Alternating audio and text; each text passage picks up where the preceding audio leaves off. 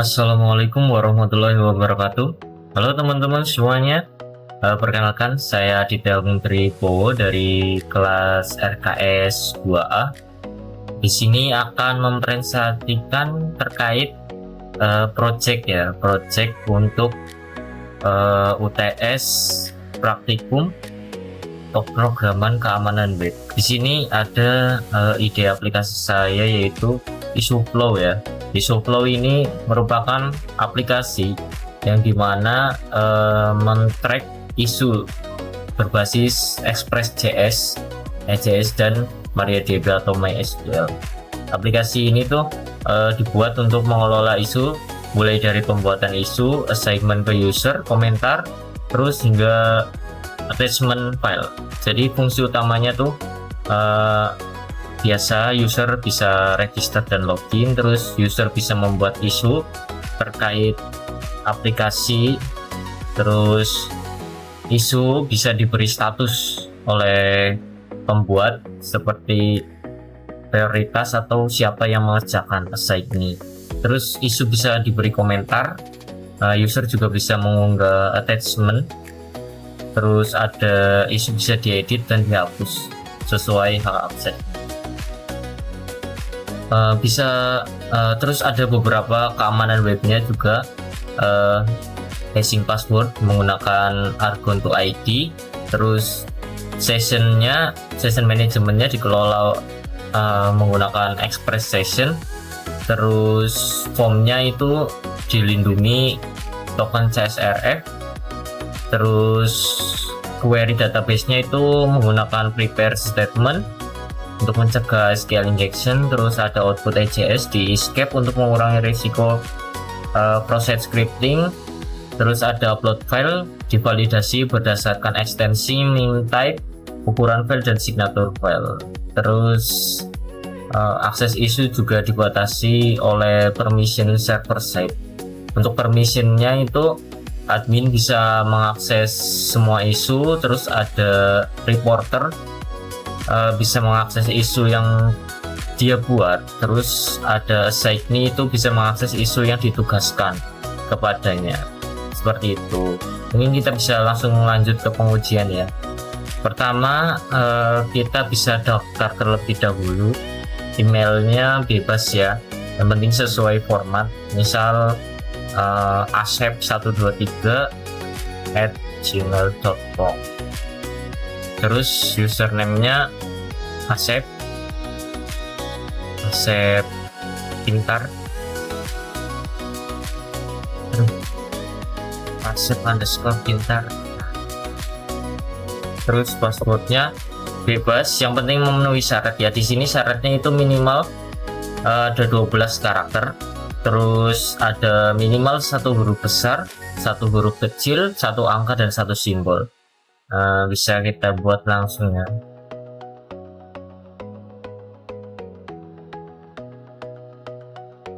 Nah, sudah memenuhi syarat semua, tombol akan bisa diklik ya teman-teman. Nah, sudah masuk sebagai member ya. Di sini kan masih 0 nih, sini nih. Bisa kita buat isu ya. Misal isunya tuh .xss. Nah, di sini deskripsinya bebas ya. Misal ada bug XSS di form komentar pada web. Statusnya open, bebas ya milih, karena kita akan mengajukan sebagai member. Aset ini jadi statusnya open ya. Prioritasnya misal high, terus pengerjanya misal developer ya. Kita simpan, submit, terus nah di sini ada komentar dan lampiran. Jadi di sini bisa dilampirkan untuk XSS-nya. Jadi nanti bisa dilihat oleh admin atau developer. Kita coba ya, upload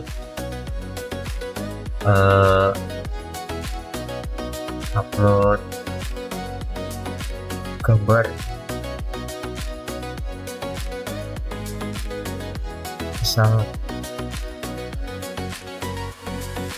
Nah, kita upload gambar seperti ini. Nah, di sini sudah muncul, sudah berhasil diupload. Kita tuliskan komentar, tolong cepat diperbaiki. Seperti itu. Tambahkan komentar. Aset pintar berkomentar pada tanggal sekian, jam sekian, tolong cepat diperbaiki. Oke, kita coba logout dulu, terus masuk ke akun admin developer ya. Nah, di sini ada satu isu namanya bug XSS. Reporternya siapa? Asep Pintar. Tadi kita sudah mencoba untuk report isunya ya, site-nya developer. Jadi di sini ternyata tolong cepat diperbaiki, kata Asep. Terus ini Asep melampirkan gambar nih, kita coba cek ya, kita download. Katanya SSS seperti itu. Terus kita coba, baik, siap, laksanakan. Nah, developer menjawab siap, laksanakan. Misal nih, kutak kutik sudah selesai, terus kita upload PDF-nya untuk dokumentasi isunya sudah diperbaiki. Kita upload, udah ada. Terus kita edit menjadi in progress dulu deh, in progress. Terus kita cek nih bagian Asep tadi, mana Asep 123@gmail.com. Nah, di sini kita cek Asep, statusnya in progress, ada kiriman dari admin nih. Dicek, ternyata webnya masih ada XSS, masih ada XSS, belum copy. Coba dicek lagi,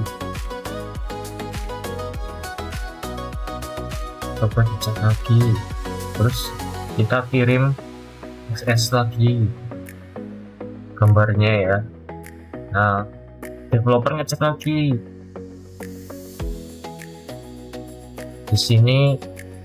Nah, Asep ini katanya masih ada XSS.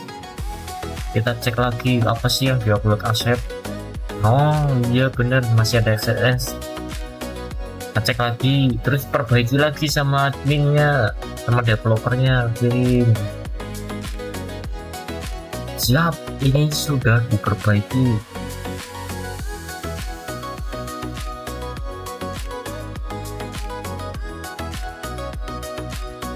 Ya betul. Sudah. Terus statusnya ubah menjadi close. Nah, jadi isu ini sudah fix, sudah statusnya sudah close ya.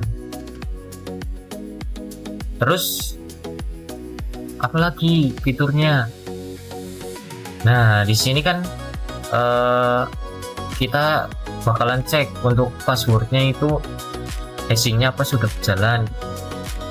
Kita coba ya, buka user. Tadi Asep baru daftar nih, Asep Pintar. Nah, sudah memakai hashing Argonto ID.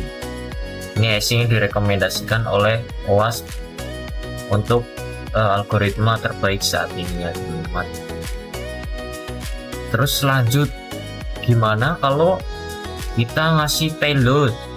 Misal dari Asep ini mau ngirim payload XSS di form, kan tadi kan banyak form ya buat isu nih, form ini, form nanti ada form komentar juga. Kita coba ya, Kita XSS dulu deh. XSS apa ya? Coba. Nah, ini coba alert XSS. Coba input di sini, terus di sini simpan. Nah, di sini ada security warning, input ditolak. Ayo lo mau kirim payload ya. Nah, di sini dari server side sudah mengatur ya untuk inputnya divalidasi agar ketika ada input berbahaya langsung ditolak dan mengirimkan warning seperti ini. Terus kita coba ke mana ya, ke SQL injection. Misal ini select bintang from, kita coba di sini ya, apakah berhasil. Input ditolak juga. Lo mau kirim payload ya. Di sini untuk keamanannya sudah lengkap ya, untuk validasi XSS, terus trigger statement, SQL injection, passwordnya sudah di hashing menggunakan Argon2ID. Terus oh ya, kita coba session managementnya ya, CSRF. Kita coba serang pakai CSRF ya. Di sini kan ada form nih, formnya kan tadi divalidasi menggunakan CSRF token ya. Coba kalau kita ubah CSRF tokennya, apakah masih bisa mengirim isu ini. Kita buka ke GetTools, terus inspect element ini, terus cari input hidden. Nah, di sini kan ada input type hidden name underscore CSRF, value-nya seperti ini ya. Kita coba ganti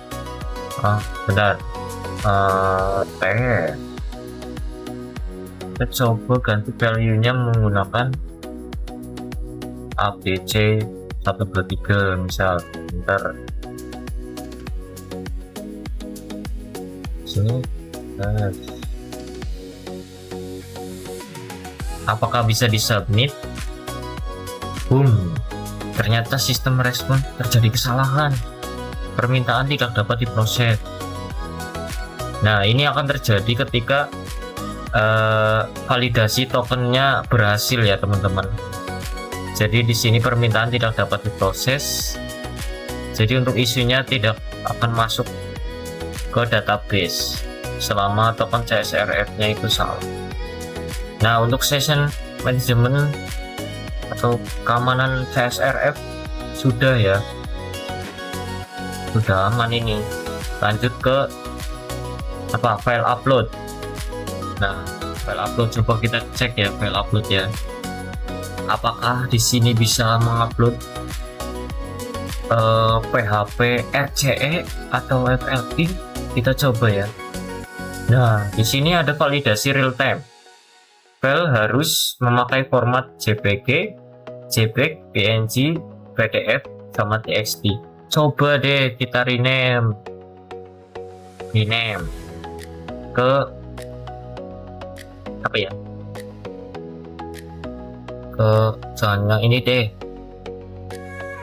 Apa ya? Ini aja deh.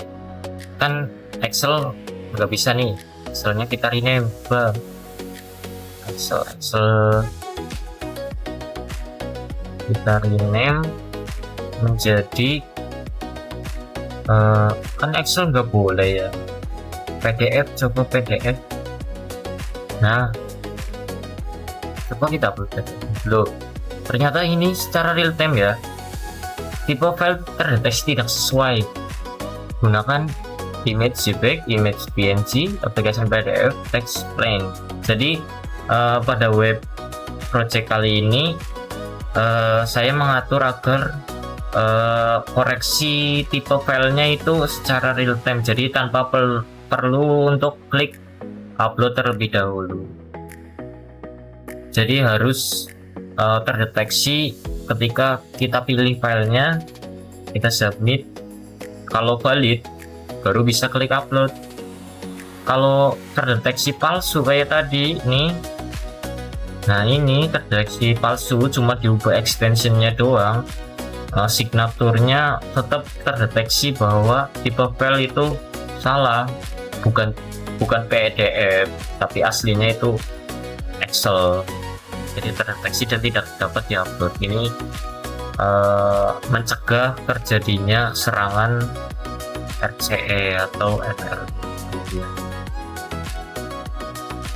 Untuk upload file sudah dipastikan aman. Terus lanjut ke permission server.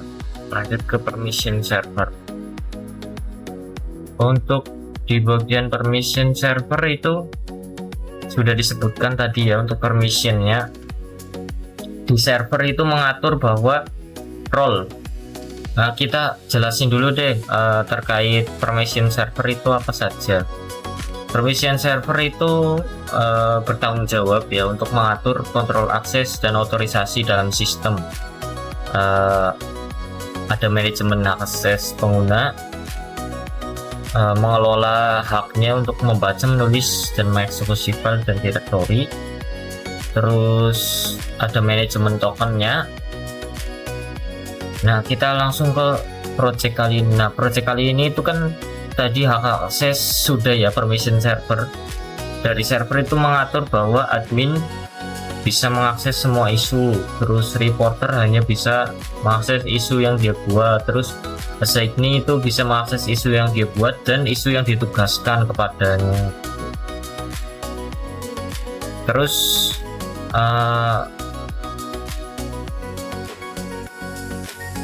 apa lagi ya, oh iya bentar, layarnya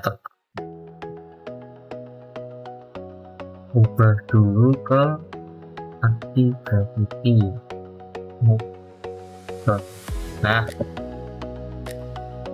di sini kan kita baca readme dulu ya. Di sini ada yang mengatur itu, terus tabnya, terus dokumentasi permission. Nah di sini ada permission yang diatur oleh server ya. Banyaknya tuh di middleware, karena rata-rata di middleware itu kan tempatnya authentication, CSRF, error handling, request contest, validasi dan sebagainya, melibat itu diatur oleh middleware. Permission server side di backendnya.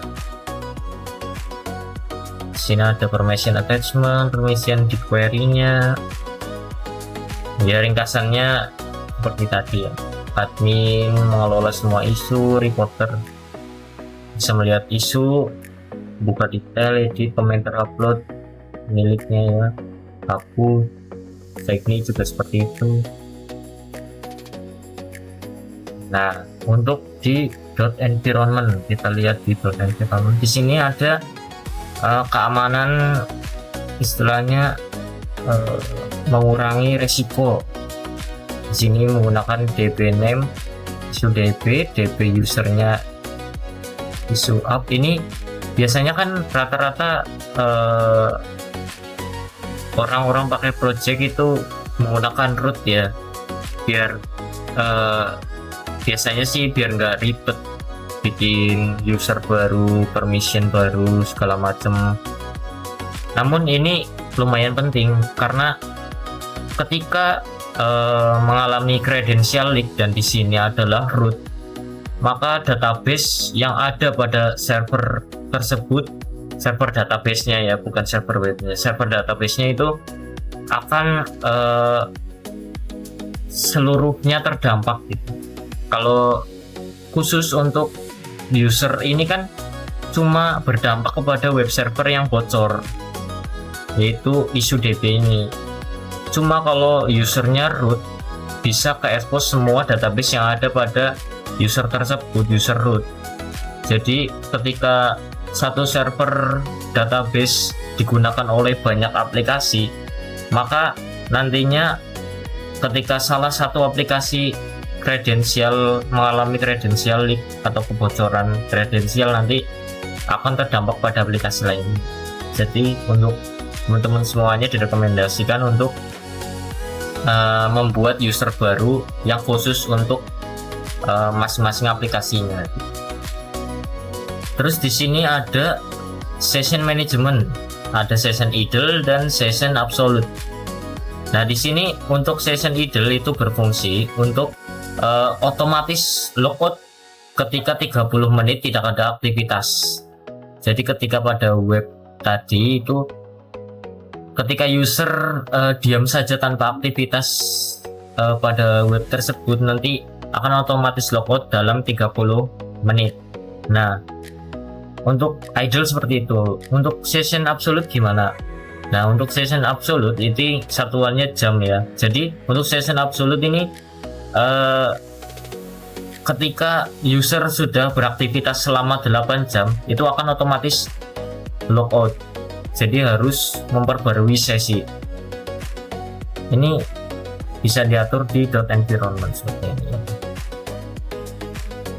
Terus ada upload max-nya 5 MB, ini dari satuannya itu batch. Terus ada main-nya, ini mengatur yang bisa diupload tadi, ekstensinya juga. Nah, seperti itulah. Terus nah, jadi untuk bagian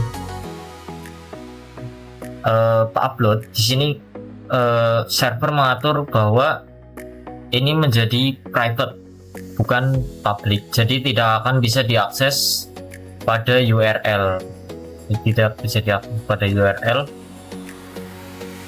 Kalau public kan di sini ditaruh di sini tuh bisa diakses oleh URL. Nah, di situ ditaruh di private upload. Jadi di sini namanya juga diacak ya oleh oleh server, permission server.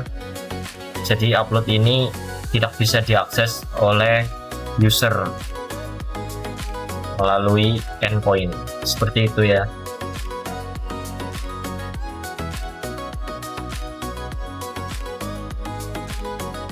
Mungkin sekian presentasi terkait project ini. Mohon maaf jika ada penjelasan yang salah dan kata-kata yang kurang berkenan. Sekian, wassalamualaikum warahmatullahi wabarakatuh.